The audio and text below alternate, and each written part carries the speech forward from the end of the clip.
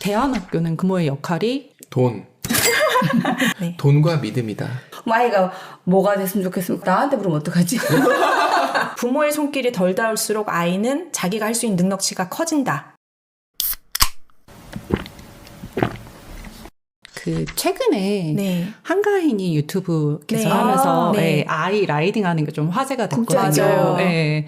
그 이제 국제학교도 다니고 뭐 학원도 왔다 갔다 하는데 한강 다리를 8번 맞아요. 왔다 갔다 하더라고요. 근데 극성맘에 들어가는 편은 아니었기는 했어요. 그럼에도 불구하고 뭐 엄청 댓글로 욕도 먹고. 네, 그러더라고요. 실상을 모르는 사람들의 네, 맞아요. 그런 얘기인 것 걸 같은데. 정도하는 게 평범한 거 아닌가? 네, 그래서 네. 대안학교는 부모의 역할이 어떻게 들어가고 어느 정도 들어가야 되는지. 돈. 학비 내는 거는 그거는 뭐 모든 학부모들이 다 하는 거니까. 근데 이것도 부모의 결 따라 다른 것 같아요. 그러니까 저희 같은 경우에는 대안학교에 보내고 나서 부모의 역할은 아이와 친구 돼주는 거 정도 이상은 별로 안 해줬던 것 같은데 맞죠? 고발을 하자면 방학 때 오면 얘가 아니면 휴일 때 오면 거의 굴러다녔어요. 아무것도 안 했거든요. 근데 더덕님은 그 상황에서 뭔가 너무 굴러다닌다라고 생각을 하셨나 봐요. 맞아요. 집에서 거의 뭐 무슨 곰이 된 듯이 이렇게 잠자고 계속 드라마 보고 게임하고 막 이러니까 아무리 가만두는 부모라도 그게 조금 답답하잖아요. 그래서 약간 잔소리를 하려고 그랬는데 제가 알았어요. 안 먹힌다. 안 먹힐 것 같아요. 안 먹히고 또 뭐냐 하면 이 아이들은 기숙사에서 4개월 정도를 엄청나게 농축적으로 자기가 온 힘을 다해서 살았잖아요.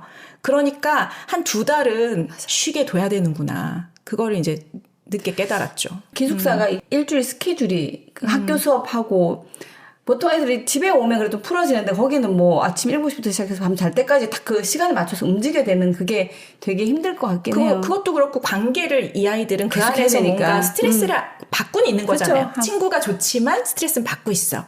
그 와중에 그거를 버텨낸 거니까 쉬는 거 괜찮다라는 걸 기피디님 원래 놀게 했고 제가 가르쳤어요. 원래 놀게 했고 저는 그래도 생활 습관이 이렇게 무너지면 안 되는 게 아닐까라는 생각 좀 했는데 괜찮다. 어떻게 무너졌나요, 생활 습관이? 밥 안 먹고 뭐 계속 잠을. 뭐 12시까지 안 일어나고 뭐 이러는 거죠. 뭐 그래도 누워 있고. 그건 상관은 없는데. 아니, 물론 이쁘지. 상관없고 이쁜데 이제 저는 제 기준으로는 너무했다라는 생각을 좀 했는데 그냥 그렇게 말해도 안 먹힐 때잖아요. 밤새 안 자고 막 그렇게. 막 그러겠죠. 저희는 모르지만. 가능하겠죠. 우리는 모르지만 그랬겠지. 근데 어쨌든 그거를 그렇게 뒹글거리는 거를 지가 실컷 하다 보면 그 다음에 이제 불안감을 지 스스로 느끼더라고요. 그래서 나 뭐 좀 해야 되는데 방학 때 뭐 할 건데 좀 도와줘. 뭐 어디 보내줘. 이런 말을 스스로 할 때까지 좀 기다렸던 그게 것 아마 같고요. 고등학생쯤 돼야지 그렇게 하죠. 지금 제가 봤을 때 핵심은 그건 것 같아요. 부모의 마음가짐이 뭐여야 되냐면 맞아. 대안학교를 보낸다라고 생각했을 때는 정말 학교를 믿고 보내는 마음이 있어야 되는데 맞아. 부모들이 그걸 안 해요. 이게 핵심이에요. 개입을 자꾸 하려고 하면. 그러니까요. 그럼 어긋나요, 도리어. 맞아요. 엉겨요, 스탠스가. 맞아요.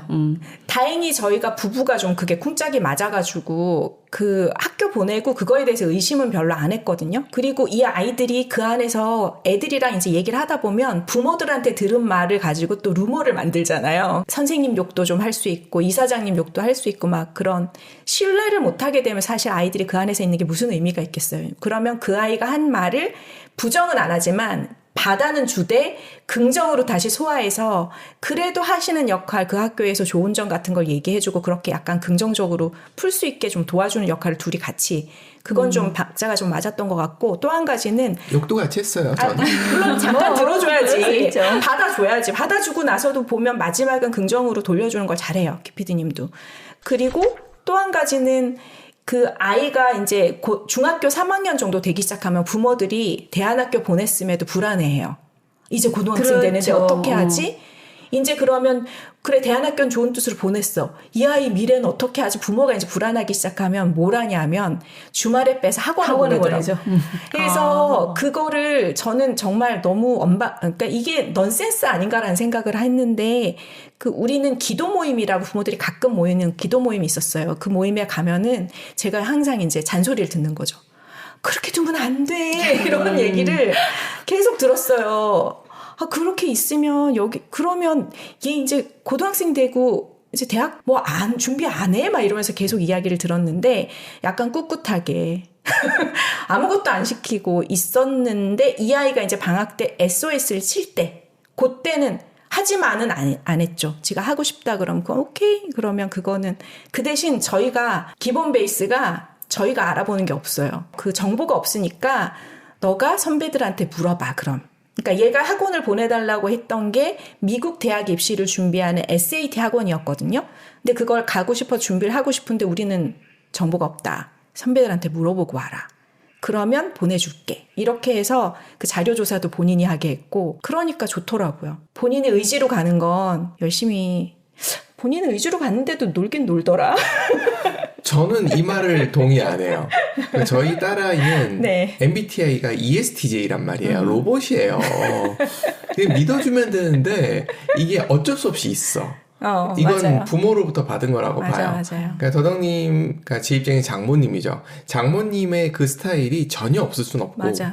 저는 저희 어머니 스타일이 본인이 놀기 바쁘셨던 분이기 때문에 완전 방임이셨고. 완전 방임 쪽에 가까우셨거든요. 그러니까 저는 그게 몸에 그대로 배웠고 그대로가 가는 거죠. 맞아요. 이게 좀 어쩔 수 없는 거. 나는 엄마처럼 안 해야지 하지만 좀 있었어. 근데 그래도 제 안에 그것과 이제 싸울 때마다 이제 자꾸 제가 잡았죠. 아니 본인이 잘했다. 이것도 병인 것 같아요. 병 맞아요? 병인 것 부부 같아요. 싸움은 집에 가서 하시고. 근데 여하튼 그럴 때마다 저한테 질문해서 그래도 조금 자중하려고 노력은 했던 것 같아요. 그래서 학원을 내가 막 일부러 뺏어 보낸다거나 이런 거는 안 했고 그 아이가 원할 때 좀 도움을 주는 것까지는 했는데 학교도 믿고 네. 아이도 믿고 맞아요.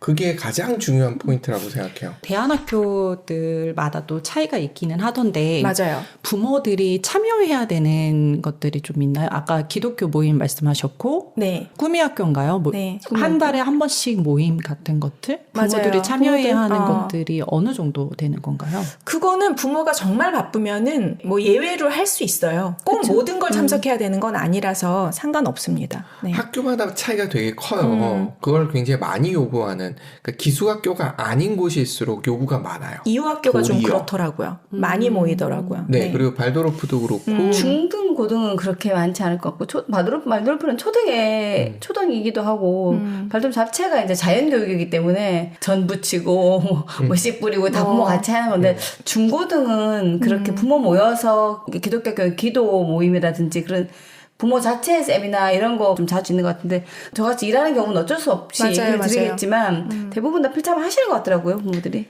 저 기억나는 것 중에 하나가 기도 모임이 하나 있었고 그건 저는 당연히 신자도 아니고 하기 때문에 안 갔고 그거는 그게 있어요. PTC?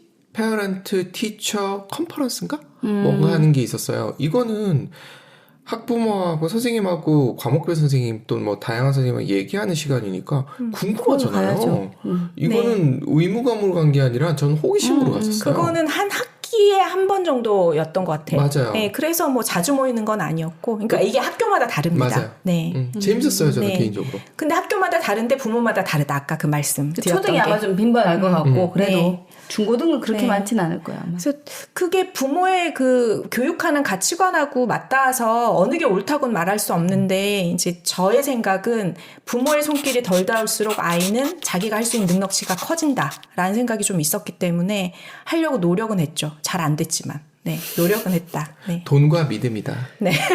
뭔가 믿음이다. 명언이세요. 돈이야 뭐 어디든지 어딜 다 가도 가야 일반 학교 가도 학원 보내는데 노선 돈 내야 되죠. 들죠. 네.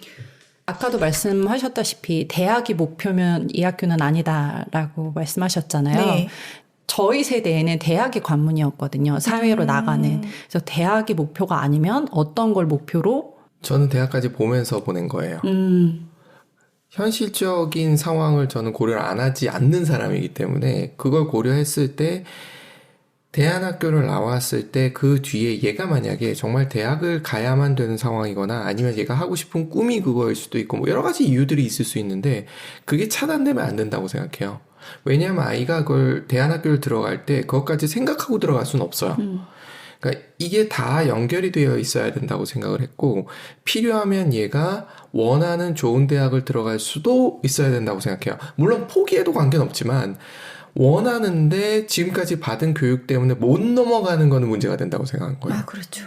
그래서 학교 설명회를 갔었을 때 아이들이 바닥권에 있는 성적으로 들어갔는데 명문대를 들어가는 걸 봤어요. 국내 명문대는 아니에요. 미국의 명문대를 들어가는 사례들이 상당히 있는 걸 본 거예요. 그렇다면 이 학교는 둘 다 가능하겠구나라고 판단을 한 거죠.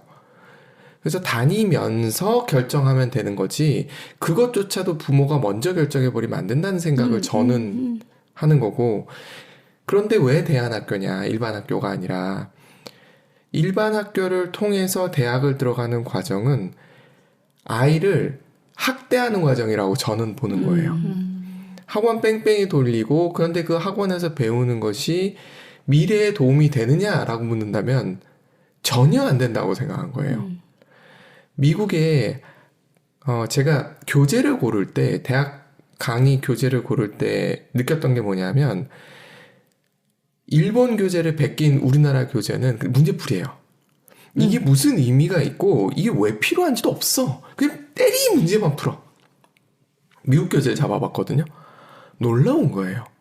개념부터 설명을 다 하고 풀 필요 없어. 엑셀이 다 해줘. 이러고 끝나요, 책이.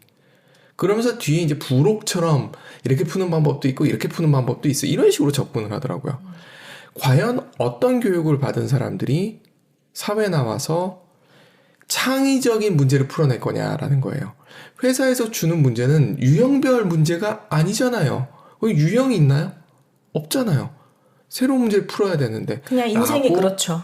생각을 한 거죠. 그렇기 때문에 대안교육이 맞다고 생각을 한 거지. 대학을 현실적으로 무시하면서 교육시키는 것도 이것도 부모의 월권일 수 있다고 저는 생각을 한 거예요. 그래서 둘 다 가능해야 된다라고 본 거죠. 그 아이가 어떻게 삶을 살길 원하느냐 했을 때 그게 부모가 생각했던 거랑 아이 스스로 생각하는 거랑 같을 순 없잖아요. 그래서 제가 꿈꿨던 그 아이가 갔으면 하는 방향하고 이 아이가 지향하는 점 다르더라고요. 저희 아이는 현실에서 성공하면서 잘 살고 싶어해요. 전 약간 그거랑 거리가 먼 걸 꿈꿨거든요. 그러니까 성공하지 말라는 건 아니지만 그게 목표는 아니었는데 그 아이는 아주 구체적인 삶을 살아가는 아이라서 그걸 원하더라고요. 근데 그런 아이조차도 대안학교를 다녔던 그 경험이 너무 좋다. 이 아이한테 무기가 된다. 그 생각은 했어요. 그래서 어떤 대학을 목표로 그렇게 학습했던 아이들하고 이 아이는 대학을 목표로 하지 않았지만 대학을 갔죠. 과정 중에. 그렇게 해서 그 전에 했던 많은 것들, 경험들을 쌓아온 이 아이의 그 능력치하고 너무 달라서 약간 천하무적 같은 느낌이 들어요. 어딜 가도 얜 살아남겠다. 그 지향점은 다를 수 있지만 어쨌든 제가 생각했던 거는 그게 아닌데 이 아이는 자기 길을 잘 찾아갔다. 자기가 원하는 대로. 거기에 대안학교가 한몫했다. 한몫했다. 네. 저 같은 경우는 이제 학년 바뀌면 그게 나오거든요. 아이에 대한 조사, 뭐 이런 거, 질병이라든지 이런 거, 뭐 아이가 뭐가 됐으면 좋겠으면 그걸 나한테 물으면 어떡하지? 아니, 그걸 왜 나한테 묻지? 왜 정말 그거 쓰고 싶어서 왜 나한테 묻죠? 아, 걔는 저희 엄마는 방임은 아니지만 그냥 뭐 내 새끼 잘 살아있고 잘 놀고 뭐 밥 잘 먹으면 되지 않나 이런 쪽이거든요. 저도 제가 좋은 양분으로 좋은 땅에다가 심어주고 싶어서 제 나름대로 생각한 옥토에다가 얘를 심으면 그 다음에 얘가 뭘로 클지는 저도 궁금해요. 사과나무로 클지 포도나무로 클지 해바라기가 될지 모르겠어 저도. 그래서 저는 이 아이에 대한 그건 없어요. 그 대신에 저는 이제 제가 바라는 건 아프지 않고 세상에서 재밌고 즐겁고 뭐 풍파도 있겠지만 이러든 저러든 다 세상살이 중에 하나니까 그냥 뭐 별일 없이 쭉 잘 살아가면 돼. 죽지 않고 잘 살아가면 돼.